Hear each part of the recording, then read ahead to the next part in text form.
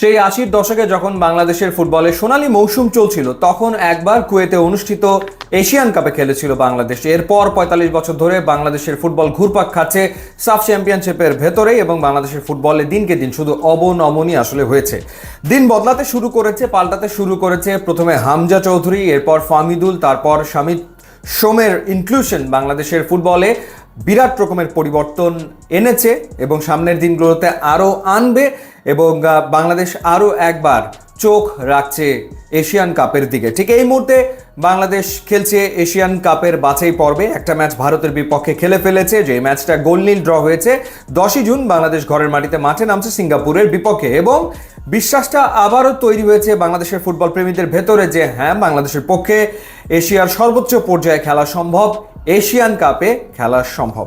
সেই ক্ষেত্রে Singapore, Hong Kong এবং ভারতের বাঁধা বাংলাদেশকে টপকে যেতে হবে, কারণ গ্রুপ চ্যাম্পিয়ন হলে বাংলাদেশ টিকিট পাবে সৌদি আরবে সামনের বছর অনুষ্ঠিত হতে যাওয়া এশিয়ান কাপে। আরও দুটো এশিয়ান কাপের বাছাই পর্বে কিন্তু বাংলাদেশ খেলবে। একটা হচ্ছে মেয়েদের এশিয়ান কাপের বাছাই পর্ব, যেটা 23 জুন থেকে 5 জুলাই অনুষ্ঠিত হবে।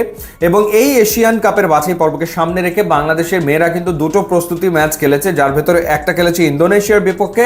39 ধাপ এগিয়ে থাকা ইন্দোনেশিয়াকে রুখে দিয়েছিল বাংলার মেয়েরা, গোলনীল ড্র হয়েছিল সেই ম্যাচটা।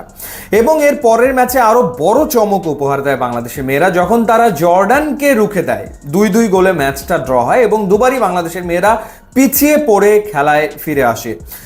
এই জর্ডানের ছেলেদের টিম কিন্তু প্রথমবারের মতো বিশ্বকাপে খেলা নিশ্চিত করে ফেলেছে। বোঝাই যায় যে জর্ডানের ফুটবল কতটা শক্তিশালী, এবং তাদের মেয়েদের দলকে রুখে দেওয়াটা চারটিখানি কথা না, যেটা বাংলাদেশের মেয়েরা করে দেখিয়েছে। তো সেই ক্ষেত্রে মেয়েদের দল নিয়েও কিন্তু একটা বড় স্বপ্ন আসলে তৈরি হয়েছে, যে মেয়েদের দলের পক্ষেও আসলে বাছাই পর্ব উতরে যাওয়া সম্ভব এবং এশিয়ান কাপে খেলা সম্ভব। সেটা যদি হয়, তাহলে বাংলাদেশের মেয়েরা প্রথমবার এশিয়ান কাপে খেলবে। সেই ক্ষেত্রে বাংলাদেশের গ্রুপে রয়েছে মিয়ানমার, এরপর রয়েছে বাহরাইন এবং রয়েছে তুর্কমেনিস্তান। এবং গ্রুপ চ্যাম্পিয়ন টিম তারা টিকিট পাবে এশিয়ান কাপের। তো কঠিন পরীক্ষা দিতে হবে। 23 জুন থেকে 5 জুলাই হবে মেয়েদের এই বাছাই পর্ব।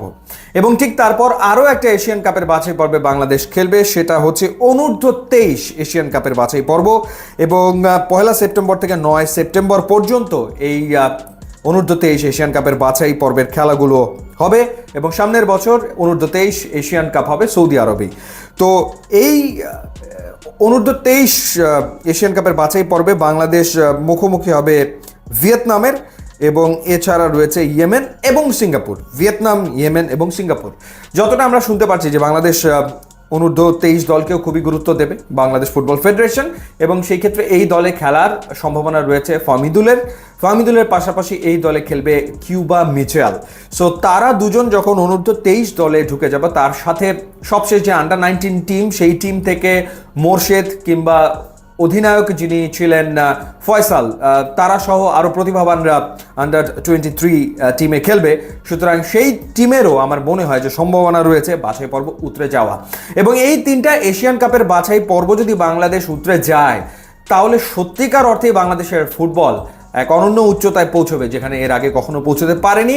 এবং ফুটবল বিকশিত হবে সামগ্রিকভাবে, কারণ একটা হচ্ছে অনূর্ধ্ব 23 দল, একটা জাতীয় দল, একটা মেয়েদের দল। সুতরাং সামগ্রিকভাবে বাংলাদেশের ফুটবল বিকশিত হবে যদি এই এশিয়ান কাপের বাছাই পর্বগুলো বাংলাদেশ উতরে যেতে পারে। দেখা যাক সেটা আসলে হয় কিনা। শুভকামনা থাকলো। ইউটিউব, ইনস্টাগ্রাম লিঙ্ক দেওয়া আছে, আপনার যোগ দিলে খুবই খুশি হবো। And thanks for watching.